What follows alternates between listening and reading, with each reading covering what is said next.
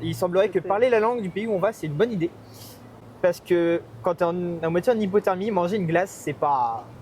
Et là, j'ai découvert qu'en fait, le monocycle, on pouvait faire du cirque, on pouvait faire un peu de trial, mais on pouvait aussi faire de la route, faire un peu de distance. Et à ne pas mettre entre toutes les mains, mais entre les bonnes mains, ça fait des miracles. En l'occurrence, les pieds. Mais... Salut. Salut Aurélien, ça va? Ça va, ça va. T'arrives fraîchement du Tour d'Annecy là? Tout à fait.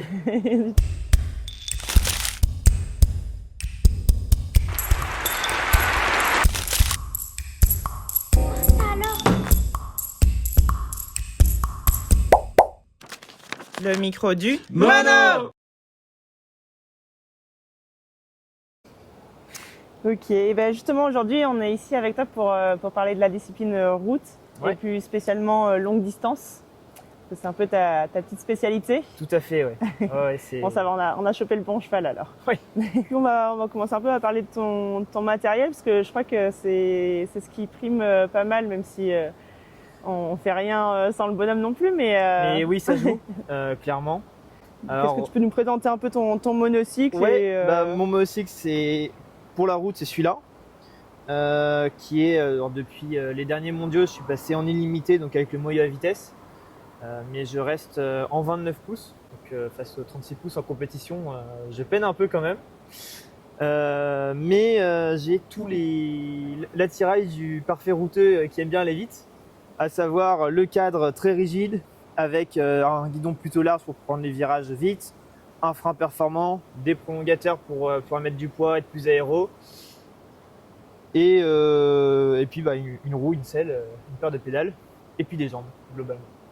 Est-ce que tu peux nous rentrer un peu plus dans le détail dans le sens où pourquoi tu as choisi ces pédales, pourquoi Ouais, bien sûr. cette longueur de manivelle Alors en fait, je commençais par le monocycle en lui-même, vraiment le cadre. À la base, je l'ai dessiné, alors je l'ai fait fabriquer, mais je l'ai dessiné pour faire de l'itinérance. C'est pour ça qu'il a cette forme très particulière en mode paquebot très long, avec deux espèces de cadres en fait, qui me permettent de mettre deux sacoches de cadre. Donc là, j'en ai une seule parce que pour la Coupe de France, j'avais pas besoin des deux. Mais en fait, pour faire du voyage, ça me permet de mettre des fringues, un sac de couchage et le strict nécessaire Tu mets tout ça là-dedans? Je mets tout ça dans cette sacoche et j'ai la même devant. Et je peux après accrocher 2-3 trucs avec un élastique là-dessus. Et c'est aussi pour ça que je suis parti sur du 29 pouces. Ça me permet d'avoir de la hauteur, parce que je suis pas très grand. Donc ça me permet d'avoir de la hauteur entre ma selle et la roue et donc d'avoir de l'espace pour mettre mes sacoches. Là où des personnes comme Ed Pratt par exemple qui ont fait le tour du monde, si je faisais sa taille, j'aurais de quoi mettre 3 slips et espérer qu'il fasse beau. Et après, si on passe sur la partie roue, en fait, j'ai voulu partir sur des choses qui soient plutôt haut de gamme parce que j'ai quand même une jante carbone pour notamment du gain de poids, du gain de rigidité. Depuis les derniers Unicon, un moyen à vitesse parce que quand je fais de l'itinérance, c'est jamais un terrain parfaitement plat, il faut souvent s'arrêter et redémarrer.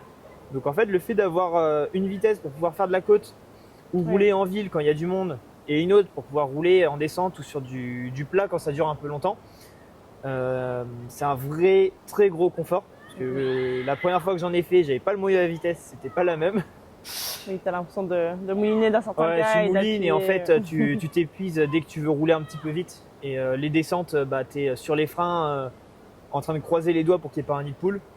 Pour les personnes qui connaissent pas ce système de moyenne à vitesse, tu peux nous décrire un peu juste de façon ouais, bien sûr. brève, En fait, à quoi ça consiste. le principe il est tout bête, c'est que j'ai deux vitesses. Donc la classique, c'est celle que j'ai là où en fait un tour de roue c'est égal à un tour de pédale. Et j'en ai une autre démultipliée où en fait pour changer de vitesse j'appuie sur le petit bouton qui est dans la manivelle ici.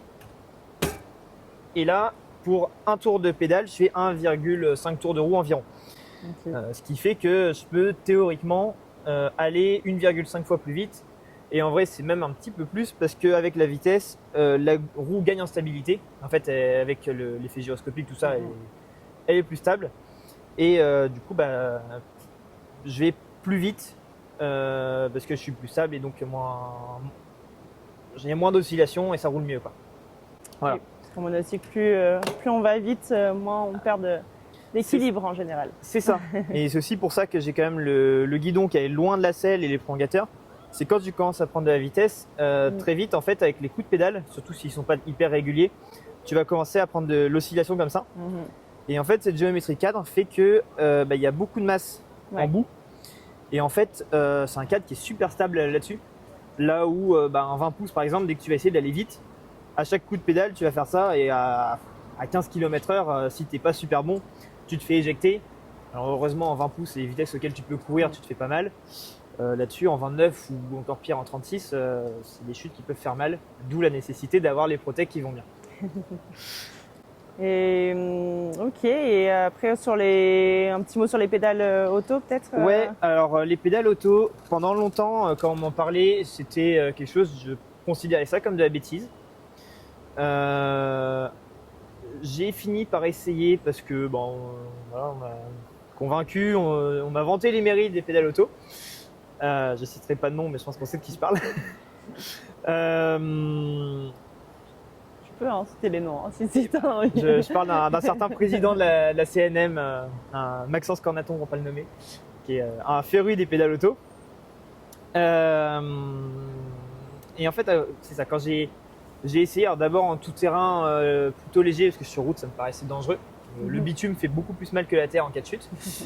En fait, j'ai très vite été conquis parce que le pied ne bouge pas. Alors, il peut bouger, il a une liberté de mouvement. Donc, avec le moyo à vitesse, c'est super. Mais je ne risque pas de perdre les pédales. Et quand tu prends de la vitesse, notamment quand j'ai commencé, je roulais encore en standard, donc sans moyo à vitesse, avec des manivelles très courtes pour pouvoir mettre de la cadence. En fait, les pieds, ils ont vite fait de partir des pédales. Et c'est des vitesses auxquelles, clairement, faire du 1 pied à plus de 25 à l'heure sur de la manivelle de 75, ça ne marche pas. Et puis, dans les grosses montées, c'est pareil. Pour pouvoir un peu tirer, les pédales auto sont un vrai plus. C'est dans le même état d'esprit que pour le vélo, quoi. C'est ça, exactement. C'est un meilleur rendement. Tu peux tirer. Ça reste quelque chose que, encore aujourd'hui, je considère pour beaucoup, ça serait de la bêtise. Parce qu'il faut déjà ne peut tomber, parce que clairement si tu tombes tout le temps, il y a forcément un moment où tu vas finir par rester accroché, mais en prenant les bonnes précautions, donc avec des pédales peu ou très peu serrées, avec le bon modèle de cale, ça se décroche plutôt bien. Je suis resté accroché une seule fois et c'est parce que j'avais changé mes cales, j'avais pas mis le bon modèle. Ça fait mal. Ça fait mal. Ouais, je me suis quand même bien ouvert l'arcade ce jour-là. Ah oui, on est arrivé là. Ouais, un démarrage au feu rouge avec le schnouf qui a décidé que, après tout, pourquoi ne pas passer en roue libre. Enfin, une cage de roulement qui s'était desserrée. Et j'ai fait une accélération, parti en avant et couché par terre au milieu de la route. Et oui, et pas un soleil comme si tu avais les pédales. Avec des pédales plates, j'aurais couru et voilà. Mais le soir même, une fois que j'ai nettoyé mon arcade, mis des strips et j'ai regardé mes chaussures, j'ai vu que j'avais pas les bonnes cales, j'ai rechangé tout de suite et j'ai plus jamais eu le problème. Voilà. Ok, donc les pédales auto, c'est quand on est sûr sur ses appuis. C'est ça, c'est à ne pas mettre entre toutes les mains, mais entre les bonnes mains, ça fait des miracles. En l'occurrence, les pieds. Mais... c'est ça. Ok, on a fait à peu près le tour. Tu veux rajouter un petit mot sur ton monocycle? Non, globalement, je pense qu'on a fait le tour. Alors après, là, je l'ai... Tu as spécifié t'as dit en carbone, mais ça aussi, du coup, c'est en carbone? Non, le cadre, c'est de l'acier. C'est de l'acier, ouais. Qui a un autre atout. Alors ça, on l'a découvert plus tard. En fait, c'était pas pensé à la base, mais c'est que cette géométrie où, en fait, tu vois, j'ai pas de barre qui remonte comme sur un monocycle un peu plus classique, fait que j'ai un léger amorti. Alors, je sais pas si on va bien le voir. Non, mais tu vois, 1 ou 2 mm. Voilà. Ouais. On fera des plans de toute façon. On fera des plans. Mais en fait, quand j'appuie, j'ai un léger amorti qui rajoute du confort sur de la route un peu pourrie. Ok. Où je prends moins de coups dans la selle, quoi. Eh bien, c'est tout pensé, tout personnalisé en tout cas, ce monocycle. C'est une belle machine. Et ça, j'imagine que ça n'a pas été ton premier monocycle? Non, pas du tout. T'es monté sur quoi en premier? Alors le premier monocycle sur lequel je me suis monté, ça devait être celui de mon petit frère, qui avait un 20 pouces de cirque, vraiment d'initiation. J'allais dire bas de gamme, mais je pense que c'est le terme qu'on pourrait utiliser. Enfin voilà, un monocycle à moins de 100 balles qui est parfait pour débuter. et en fait avec lequel il allait au collège. Et bah, avant l'ouverture du collège, j'ai appris là-bas sur les pavés devant le parvis, quoi. Et puis j'ai fini par avoir le mien, donc pareil, un petit 20 pouces avec un pneu type cross, mais pareil, très bien pour débuter. Il faisait le taf, hein, jusqu'au jour où je me suis dit que pourquoi ne pas essayer le trial.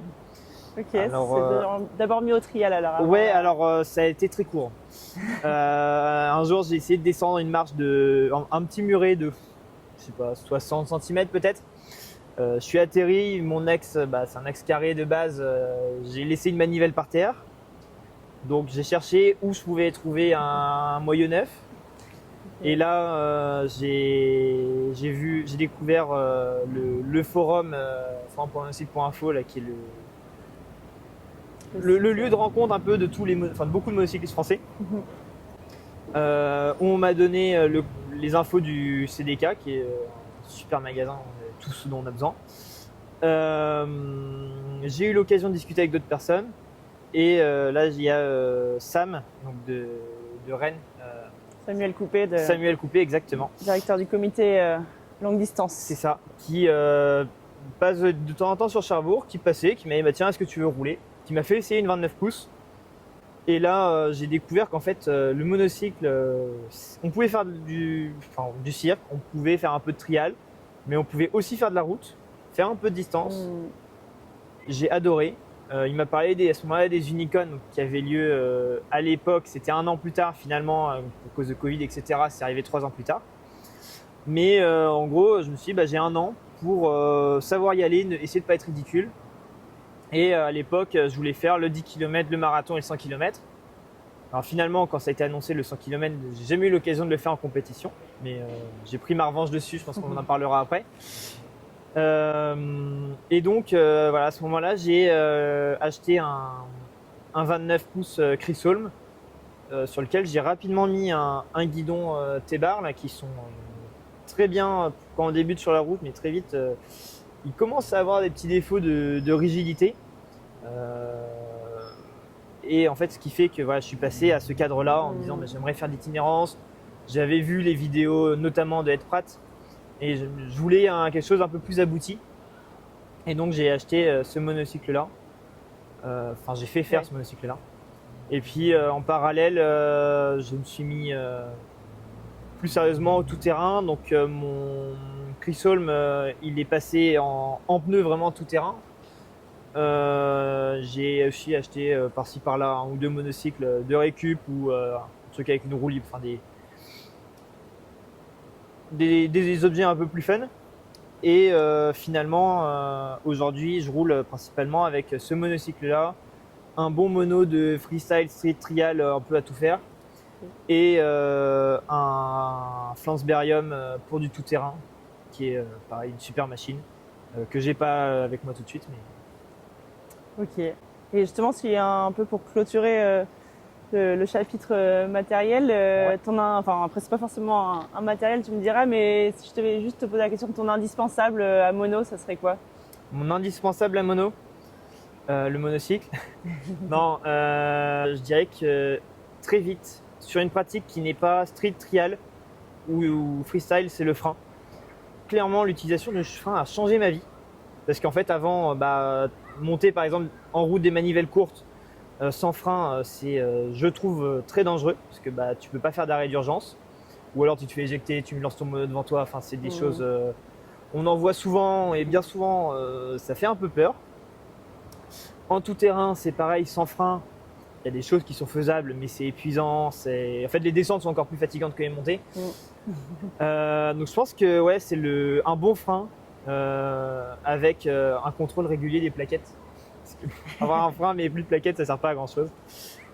Est-ce que lorsque tu as vu pour la première fois un monocycle, tu t'imaginais que tu battrais un record Pas du tout. La première fois que j'ai vu un monocycle, alors de mémoire, ça devait être à l'école de cirque ou tout gamin, mais voilà. Et la première fois que j'ai vu ça, pour moi, c'était un objet de cirque avec lequel rouler, c'était déjà très fort.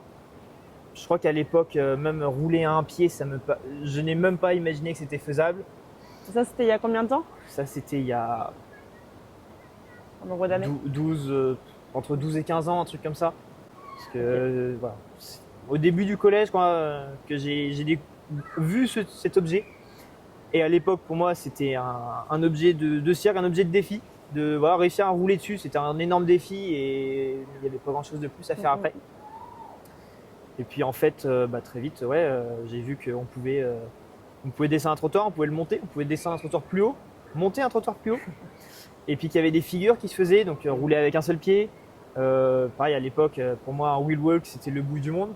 Aujourd'hui, à mon niveau, ça va être toujours un peu le bout du monde, mais. Et puis quand on faisait avec l'école de cirque, là, tous les ans, les foulées de la presse de la Manche, en fait, c'est une course à pied très populaire qu'on a à Cherbourg, avec plusieurs milliers de participants. Et l'école de cirque ferme le départ en monocycle. Et pour moi, faire les 7 km avec le 20 pouces, c'était un exploit. Et qu'est-ce que, du coup, est-ce que tu peux nous en dire plus là? Ça fait 7 km il y a 15 ans et aujourd'hui, qu'est-ce que tu as réussi à faire? Alors, beaucoup de choses. Parmi les beaucoup de choses, il y a 2 records du monde. Un qui est en cours d'homologation, un qui a été homologué et qui a très très vite été battu. Donc au printemps, j'avais battu le record du monde des 100 km, donc, qui datait de 2015 de mémoire, de Sam Wakeling, qui avait mis 3h37 et moi j'ai mis 3h35. Enfin, ce qui est sûr, c'est que j'ai mis 2 minutes de moins que lui.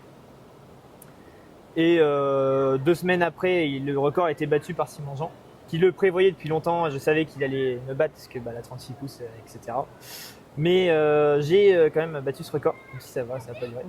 Et puis là, il y a 3 semaines maintenant, déjà 3 semaines, j'ai battu le record des 100 miles, donc 161 km, 160,9 exactement. Comme c'était sur piste d'athlée, moi j'en ai fait 161,2.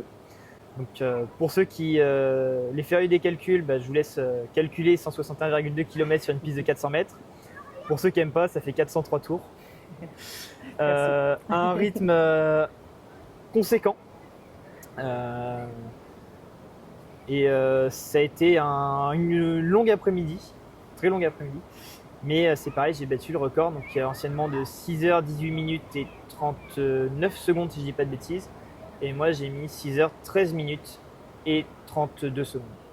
Donc 5 minutes de mieux que, pareil, Sam Wakeling qui avait fait le record le même jour que son record des 100 km. Ce qui est un sacré exploit parce que faire 2 records du monde sur la même tentative, c'est très fort. Et surtout il y a 10 ans maintenant. Voilà. Et justement, ce record, toi, tu l'as préparé combien de temps? Je me dis que c'est pas sorti du chapeau du jour au lendemain? Alors oui et non. Le record des 100 km, je ne l'ai jamais travaillé spécifiquement. En fait, ce qui s'est passé, c'est que moi j'ai fait beaucoup de longues distances, de l'itinérance ça aussi. Et un jour, j'ai dit tiens, je vais faire 100 km parce que ça faisait un moment. Comme quoi il y a eu une évolution depuis le 7 km qui était le bout du monde. Et en fait, mes parents descendaient dans le Sud-Manche et j'aurais dit tiens, vous me déposez à la gare à Avranches. J'avais fait un petit parcours là qui montait plein nord depuis Avranches jusqu'à Cherbourg par de la voie verte, qui est d'ailleurs une voie verte que je recommande, elle est vraiment super, c'est une voie ferrée. Et en fait, ce jour-là, alors il y avait un vent de sud assez conséquent, donc je l'avais dans le dos, mais il y avait aussi pas mal de dénivelé, puis c'était un sol, ça reste de la voie verte, donc un sol en terre battue, roulant, mais c'est pas le meilleur rendement qui est, quoi. Et en fait, en arrivant, j'avais mis, je sais plus, 3h45, quelque chose comme ça. Et puis en regardant, j'ai dit, mais en fait, c'est très proche du record. Est-ce que c'est pas tentable? Et donc, j'ai fait ce record, pour le coup, sans préparation spécifique. D'accord. Voilà. Et après, le record des 100 miles, j'y pensais depuis longtemps. Juste avec l'expérience voilà, c'est ça. du très longue distance. Exactement. C'est au final, entre faire 150 km sur de la route avec du dénivelé et faire 100 km sur une piste d'athlétisme, c'est un peu du pareil au même. La seule différence là, c'est que j'avais pas le droit globalement de faire de pause.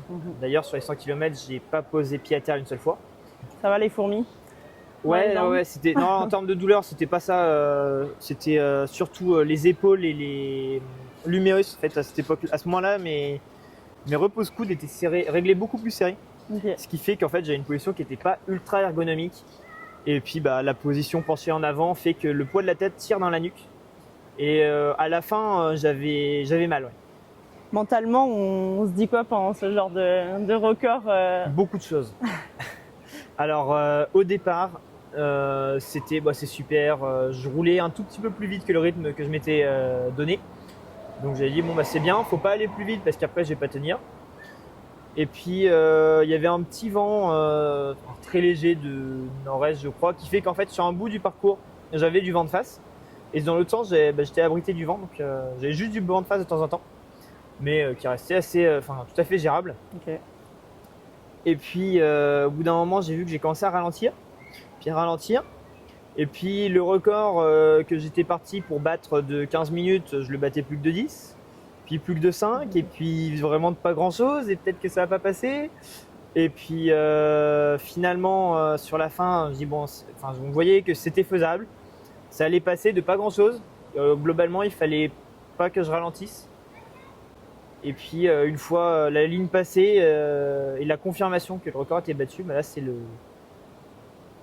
Le soulagement. Ouais, le soulagement, et c'est bon, c'est fini, je peux me couvrir, me changer, me sécher, parce que j'étais en nage ce jour-là, il faisait chaud, malgré le vent. Il y a beaucoup de gens qui t'entourent dans ce genre de projet, du coup Alors, beaucoup, tout dépend du référentiel. Il y en a quand même pas mal, notamment il y a ma famille qui m'entoure, enfin mes parents surtout, qui m'entourent énormément. Notamment mon père qui m'accompagne souvent quand je vais faire des longues distances. Et ma mère qui aide aussi beaucoup, qui est souvent là quand il y a des postes un peu plus statiques. Parce que elle n'est pas en mesure de venir faire 200 bornes avec moi sur un coup de tête. Mais eux m'aident beaucoup, et puis après des amis qui m'encouragent. Donc ça fait quand même quelques personnes, mais c'est pas non plus une foule comme on peut avoir dans d'autres domaines sportifs. Ok, mais c'est le plus important, j'ai envie de dire, d'avoir. Tout à fait, avoir ces proches qui comprennent ce qu'on fait et qui nous encouragent, ou au moins qui nous disent pas que c'est une bêtise, c'est déjà super, et c'est une chance clairement. Alors les 100 miles globalement c'était un peu plus préparé que les 100 km. C'est pareil, je savais qu'en fait avec mon expérience c'était faisable. La question c'était l'alimentation. Bon, en fait j'avais bien vu sur 100 km que j'avais pas assez mangé. Et du coup, après, j'ai refait quelques longues distances pendant l'été, relativement peu parce que j'ai fait d'autres compétitions. Mais à la fin de l'été, j'ai refait notamment un 200 km normalement destiné plutôt aux cyclistes, sur lequel c'était clairement une épreuve de test comment gérer l'alimentation pour pas avoir de coups de mou comme j'avais eu aux 100 km. Et c'était déjà beaucoup mieux. Il y a encore du progrès à faire, je l'ai vu sur certains moments où j'ai commencé à ralentir, et quand j'ai commencé à remanger plus, ça marchait mieux. Mais ce sera pour la prochaine fois où je pourrai mettre tout ça en application. Donc, tu parlais que ton expérience de longue distance, et notamment par le voyage. Oui. Que tu peux nous dire là, nous faire rêver et nous dire qu'est-ce que tu as comme projet Alors, comme projet d'itinérance. Ouais, alors si ça t'embête pas, je vais commencer par le passé. Celui que t'as fait. Voilà, parce que ça c'est facile d'en parler, c'est déjà fait. Du coup, actuellement j'ai fait 2 voyages. Le premier était relativement court. C'était sur 5 jours. En fait, j'étais en stage au nord de Stockholm. Et je voulais faire notamment à ce moment-là les 100 miles. C'était pour moi déjà un exploit à faire. Puis il l'est toujours d'ailleurs. Et du coup, j'étais parti en autonomie vers Stockholm. Donc j'avais fait les 100 miles pour descendre dans des paysages magnifiques, avec Ça va être beau. des anecdotes assez marrantes. On en veut bien, vas-y. Par exemple, il faut savoir que quand on est jeune et qu'on y va un peu la fleur au fusil, on oublie des choses. Donc j'avais prévu une journée à 170 km je crois. Puis au bout de 5 km, j'ai réagi que je n'avais pas pris mes papiers. Donc en fait, finalement, la journée était censée en faire plutôt 185. Une fois que j'ai fait demi-tour pour récupérer mes papiers. Et j'avais un peu sous-estimé l'heure de départ. Parce que j'étais parti, en fait, à ce moment-là, je faisais du 3-8 en stage. Donc j'étais parti après m'être levé à 15h. Et 15 heures quand tu pars pour aller faire 160 km, sans moyen à vitesse, un peu pour une découverte, quoi, c'est un peu tard. Donc ça fait que je m'étais arrêté juste avant l'entrée à Stockholm pour camper vers 2-3 heures du mat. Donc j'ai passé une des pires nuits de ma vie. Parce que au mois de mai en Suède, il fait froid. Quand tu as fait beaucoup de mono, tu as transpiré. Quand tu es dans la forêt, tu ne peux pas te laver. Donc je te laisse imaginer une nuit dans un hamac avec un sac de couchage un peu trop, pas assez chaud, du froid, plein de sueur. J'ai dû dormir 1 heure. Sachant que je suis resté couché 5 heures. Non, mais c'était assez terrible. Et puis j'ai fini donc, les 25 km qui me restaient le lendemain pour aller à Stockholm. J'ai été dans un centre commercial, le plus grand centre commercial de Suède, le Hall of... je n'ai plus son nom d'ailleurs. C'est pas l'Ikea? Non. Je crois qu'il n'y en a même pas de Ikea là-dedans. Mais il y a un Lego Store, il y a des magasins de bagnoles, enfin il y a tout là-dedans. Et il y a entre autres un Ben & Jerry's où j'ai cru comprendre qu'il y avait un chocolat chaud. Donc il semblerait que parler la langue du pays où on va, c'est une bonne idée. Parce que quand tu es en moitié en hypothermie, manger une glace, c'est pas recommandé. Oh ouais. Et puis après, du coup, j'ai retrouvé mon frère là-bas. Tu croyais commander un chocolat chaud? Ouais, et on m'a donné une glace. Une glace Ben & Jerry's. Exactement. Okay. Très bonne, mais j'aurais aimé qu'elle soit un peu plus chaude. Voilà, ça c'était mon premier voyage. Et le deuxième que j'ai fait, c'était après les derniers Unicon, où en fait, j'ai dit, quitte à avoir payé un billet d'avion jusqu'aux États-Unis, pourquoi ne pas en profiter un peu plus longtemps, ne pas profiter de ce mono que j'ai fait pour faire du voyage. Et donc, je suis parti de Minneapolis pour aller jusqu'à Chicago. Donc, une traversée de l'Illinois en longeant en partie le Mississippi sur 819 km, si je ne dis pas de bêtises, que j'ai fait en une semaine avec un rythme conséquent de 100 à 150 km par jour. Et pareil, des paysages magnifiques. Les États-Unis, c'est des grosses bagnoles, mais c'est aussi des gros espaces, des routes super larges. Et ces routes très larges, elles ont cet atout d'avoir des bandes d'arrêt d'urgence partout.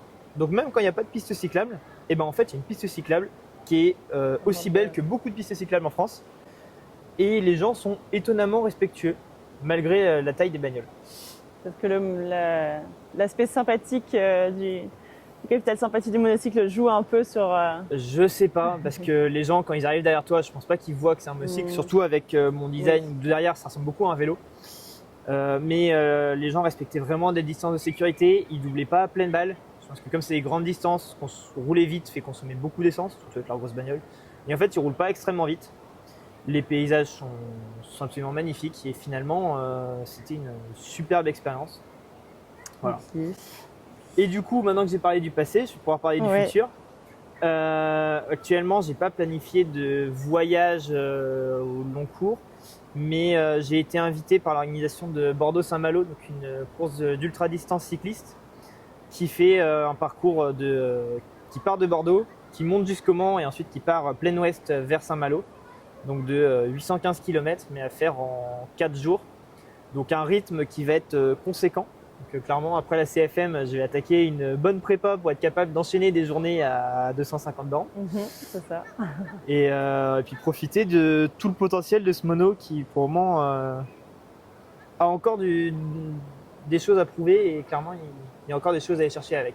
Et justement, on finira sur comment il s'appelle ce mono s'il en a il n'a pas de nom.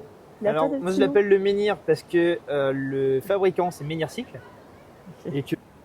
Et du coup, ce petit mono a-t-il un petit nom? Non, il n'a pas de nom. Okay. Aucun de mes monos n'a de nom. Ils ont des appellations, on va dire. Donc celui-là, généralement, je l'appelle le Menhir parce que c'est sa marque. Menhir Cycle, c'est le nom de l'entreprise du gars qui l'a fabriqué, alors, qui a fermé depuis malheureusement. En espérant qu'il réouvre un jour, parce qu'il fait du beau boulot. Mais non, il n'a pas de petit nom comme certains peuvent donner à leur mono. Ça peut être cool déjà de les appeler par leur couleur ou par leur marque.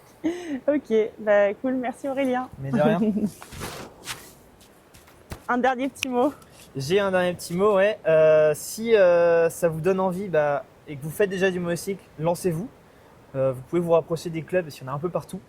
Et puis si vous ne savez pas encore faire de monocycle, lancez-vous aussi, parce que c'est un super sport où on rencontre des personnes super.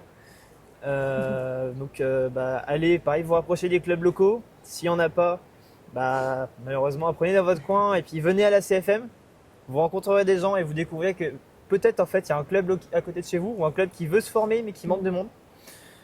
Et puis, faites du monocycle finalement.